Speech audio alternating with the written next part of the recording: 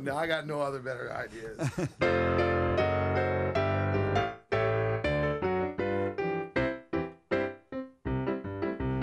Oh, what heights will hit?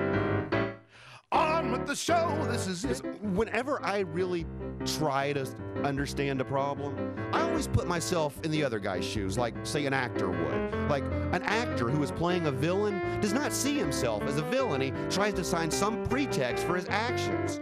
So with that thought in mind, how do you play George Bush? I mean, even the worst community college thespian would find it like Laurence Olivier trying to play Dobie Gillis. There's no business like show business, like no business I know. All his motivations seem skewed. I mean, like, we all know that this Iraq debacle had nothing to do with the World Trade Center. Maybe it had something to do with World Trade, but not the World Trade Center. At best, it was trying to put an American-friendly government in the Middle East, which is a lot like asking Michael Jackson to babysit your kids. It's not like the left believes that American military intelligence is so bad that they actually thought a third-rate dictator had hijacked the set of a James Bond movie and was moving its crystal meth labs to infiltrate Fort Knox. That wasn't the case. It was to try to make Iraq the 51st state, kind of like Canada. Don't know much about history, don't know much biology, don't know what is in my science book, don't remember about the freedom I took.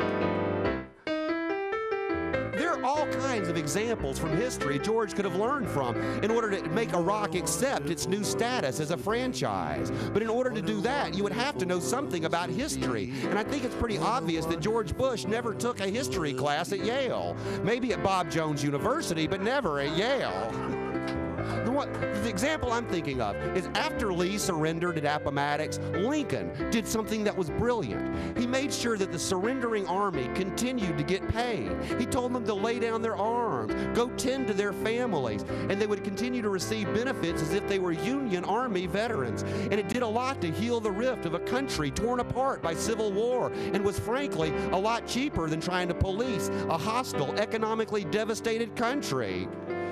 But it's too late, baby, now it's too late, though we really did try to make it. So, assuming if you're trying to play George Bush and you wanted to invade Iraq, after you did that, we all knew that Saddam's army was a paper tiger and our troops could be in Baghdad in a minute. But after that, where were the aircraft carriers filled with cement mixers and skies looking like Normandy, parachuting in generators made in Normal, Illinois? Where were the battalions of cultural liaisons? Where were all the civil engineers? It's clear they weren't busy in New Orleans.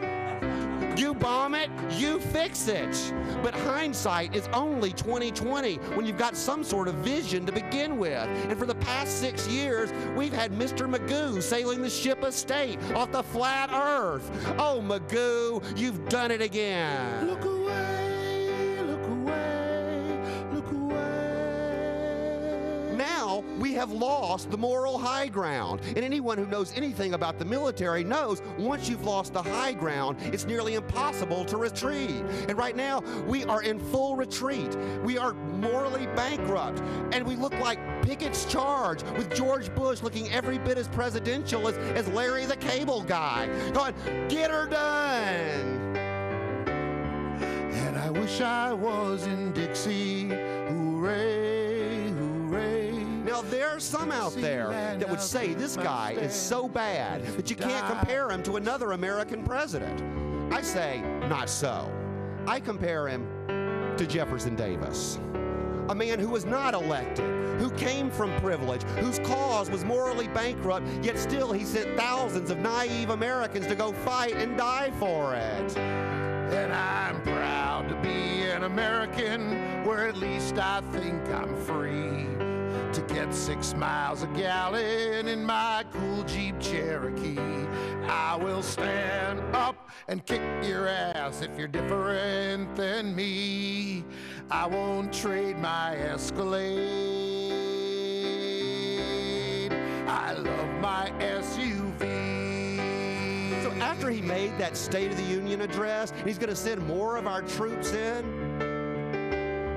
why aren't we showing more faith in the newly installed Iraqi government? Do as our president says. If we show some faith in them, why aren't we trying the perpetrators of Hadifa and Abu Ghraib in an Iraqi civilian court? Why aren't we really making them American and watch these events unfold on court TV like JonBenet Ramsey? Where is Judge Muhammad Watner when you need him? If we do as our president says, we should pull out and let them run their own lives. And if we don't believe in the new government, we should pull out. Because it's clear we're impeding the process of a stable government. Either way, we should pull out, admit our mistakes, forgive ourselves. Maybe the world will begin to forgive us. What would Jesus do?